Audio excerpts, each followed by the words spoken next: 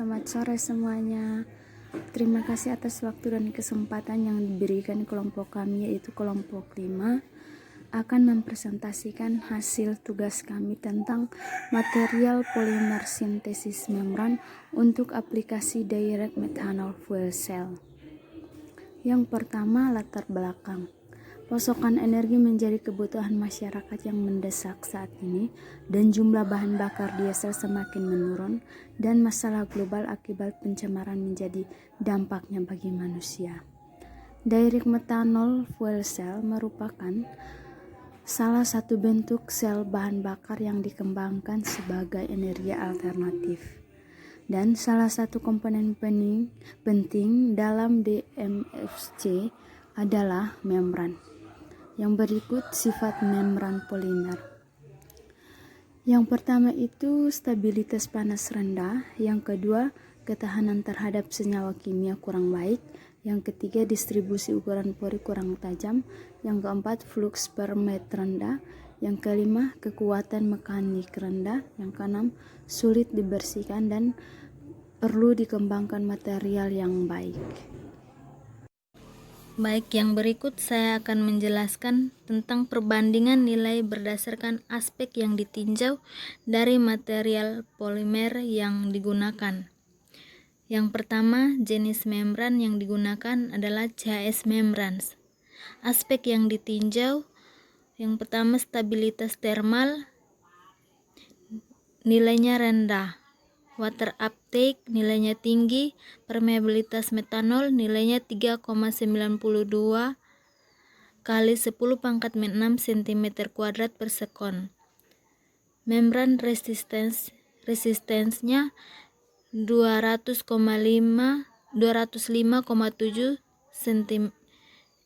sekon cm min 1.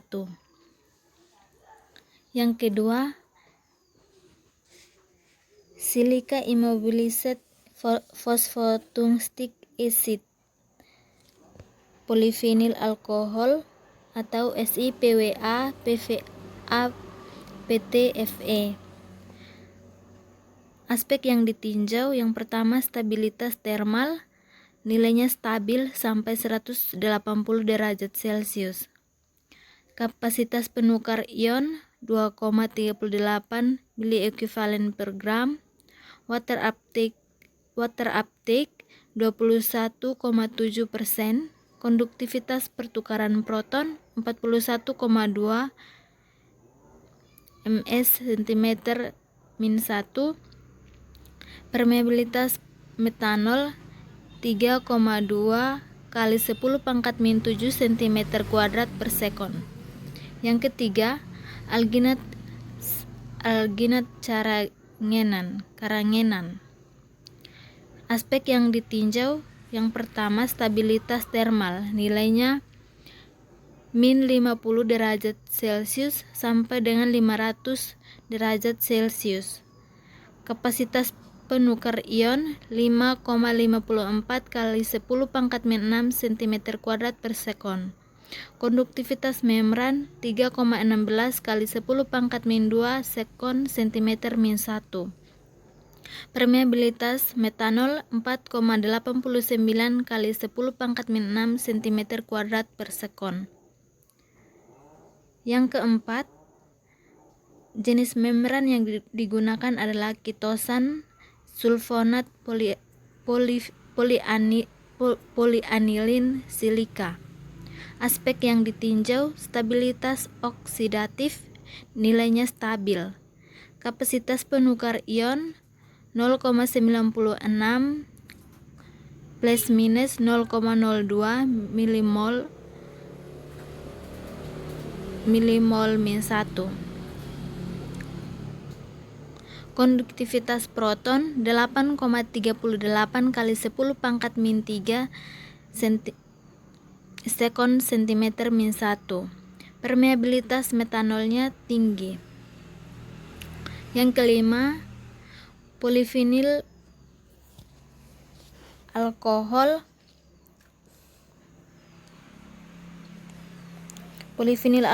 kitosan elektrospun nanofiber. Aspek yang ditinjau yang pertama stabilitas termal, nilainya 234 plus minus 4 derajat Celcius. Konduktivitas ion 0,010 cm-1. Permeabilitas metanol 43,9 kali 10 pangkat min 3 SCM-3 sekon. Dari perbandingan nilai berdasarkan aspek yang ditinjau tersebut, maka material membran polimer dipilih sebagai material untuk membran DMFC, yaitu silika immobilized phosphotungstic acid PVA PTFE. Setelah melihat material polimer yang dipilih untuk aplikasi direct methanol fuel cell, berikutnya adalah teknik pembuatan membran. Teknik pembuatan membran terdiri atas yang pertama adalah sintering. Metode ini digunakan untuk menghasilkan membran organik dan anorganik yang berpori. Selanjutnya adalah stretching, di mana porositas membran yang dihasilkan dengan metode ini akan lebih banyak dibandingkan metode sintering. Berikutnya adalah template stitching. Teknik ini dilakukan dengan melepas salah satu komponen film sehingga dihasilkan membran berpori. Track etching. Metode ini juga dikenal sebagai metode litografi. Film dari polimer akan ditembak dengan partikel radiasi berenergi tinggi pada arah tegak lurus terhadap film. Yang berikut adalah coating, di mana polimer membran yang rapat akan menghasilkan nilai flux yang rendah. Untuk meningkatkan laju flux, maka ketebalan membran harus diperkecil dengan membentuk membran komposit. Membran komposit terdiri dari atas dua material. Yang terakhir adalah inversi fasa.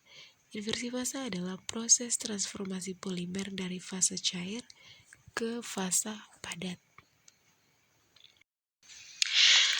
Langkah pertama yaitu melakukan modifikasi terhadap permukaan membran yang didukung oleh politetrafluoroetilena. Metode ini bertujuan untuk membantu peningkatan hidrofilisitas permukaan dalam meningkatkan konduktivitas proton. Pertama, politetrafluoroetilen dicuci dengan etanol dengan kemurnian yang tinggi. Hal ini untuk menghilangkan kotoran di permukaan. Kemudian dicelupkan ke dalam larutan kimia yang terdiri dari polivinil asetat, asam akrilat, dan hidrogen peroksida selama 5 menit dan disubjekkan ke microwave iradiasi gelombang mikro selama 40-60 detik. Sampel kemudian dicuci dengan air destilat dan dikeringkan di dalam oven udara panas pada suhu 40 derajat Celcius selama 30 menit.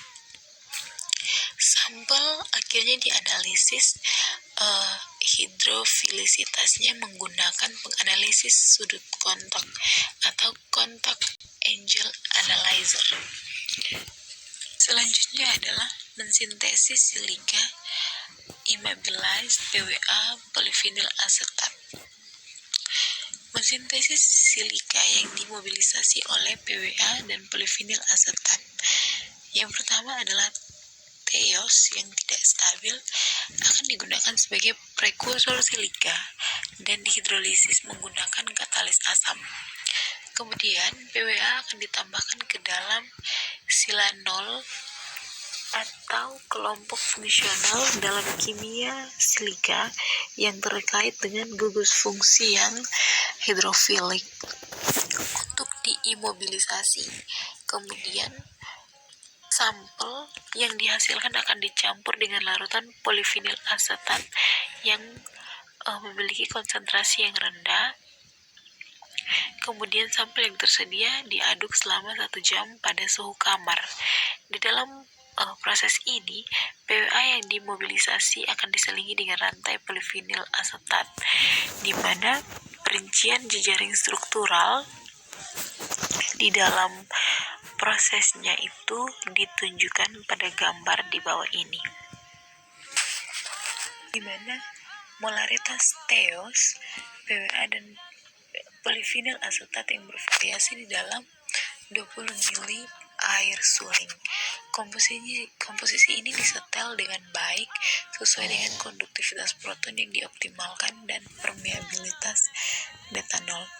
Selanjutnya adalah sintesis membran komposit silikon PWA polivinil asetat yang didukung oleh politetrafluoroetilen termodifikasi sebagai membran untuk aplikasi direct metanol full cell. Nah, proses sintesis ini terdiri dari pengisian pori. Jadi awalnya itu adalah politetrafluoroetilen yang hidrofilik akan dicelupkan ke dalam silika yang telah diimobilisasi PVA sol selama 24 jam sehingga pori-pori pendukung akan diisi oleh sol. Setelah itu, film akan diambil secara otomatis, kemudian dikeringkan pada suhu 60 derajat Celcius untuk memulihkan kelembapan yang tidak terikat. Selanjutnya, 3 lapisan ini akan dilemparkan ke atas kedua permukaan film dengan metode LBL, dan perlakuan ini akan dalam perlakuan pemanasan pada suhu 60 derajat Celcius selama 12 jam untuk mendapatkan membran komposit SiPWA polivinil asetat politetrafluoroetilen.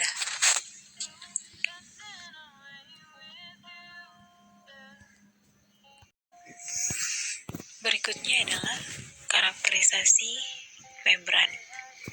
Yang pertama adalah karakterisasi membran menggunakan SEM atau Scanning Electron Microscopy. Jadi, SEM ini adalah sebuah mikroskop elektron yang digunakan untuk menyelidiki permukaan dari objek solid secara langsung. Fungsinya itu antara lain digunakan untuk mengetahui informasi-informasi mengenai topografi, yaitu ciri-ciri permukaan dan teksturnya. Yang kedua adalah FTIR. FTIR ini adalah sebuah teknik untuk memperoleh spektrum inframerah dari penyerapan atau emisi zat padat, cair, atau gas. Sederhananya, prinsip kerja FTIR ini adalah untuk mengidentifikasi senyawa, mendeteksi gugus fungsi, dan menganalisis campuran dan sampel yang dianalisis. Yang ketiga adalah XRD. XRD merupakan alat yang digunakan untuk mengkarakterisasi struktur kristal. Ukuran kristal dari suatu bahan padat. Semua bahan yang mengandung kristal tertentu ketika dianalisa akan menggunakan XRD yang akan memunculkan puncak-puncak yang spesifik. Yang keempat adalah teknik penggunaan TGA. Itu adalah mengukur kecepatan rata-rata perubahan massa suatu bahan atau cuplikan sebagai fungsi dari suhu atau waktu pada atmosfer yang terkontrol. Ya, pengukuran ini digunakan khususnya untuk menentukan komposisi dari suatu bahan atau cuplikan dan memperkirakan stabilitas termalnya pada suhu di atas 1000 derajat Celcius. Selanjutnya adalah mechanical strength. Artinya menunjukkan seberapa besar ukuran kekuatan material. Ya, di sini adalah membran. Kekuatan yaitu besarnya tegangan untuk mendeformasi material atau kemampuan material untuk menahan suatu deformasi. Berikut adalah stabilitas oksidatif. Merupakan ukuran ketahanan membran ini terhadap oksidasi. Oleh karena prosesnya terjadi melalui reaksi berantai, maka reaksi oksidasi pastinya memiliki periode ketika relatif lambat, ya, sebelum tiba-tiba menjadi cepat. Kapasitas pertukaran teoretik atau didefinisikan sebagai jumlah ion secara teoretik yang dapat dipertukarkan persatuan massa atau volume. Kapasitas pertukaran ion ini ditentukan oleh jumlah gugus fungsi yang dapat diikat oleh membran. Yang berikut adalah konduktivitas proton. Konduktivitas ini adalah ukuran kemampuan suatu bahan, ya di sini membran, untuk menghantarkan arus. Membran yang memiliki stabilitas mekanik yang baik tentunya memiliki konduktivitas proton yang tinggi. Yang terakhir adalah permeabilitas metanol. Permeabilitas metanol ini adalah salah satu parameter penting untuk menentukan kinerja membran pada full cell, khususnya direct metanol full cell. Oleh karena secara langsung di dalam sel bahan bakar ini, bahan bakar yang digunakan langsung adalah metanol. Sekian dan terima kasih.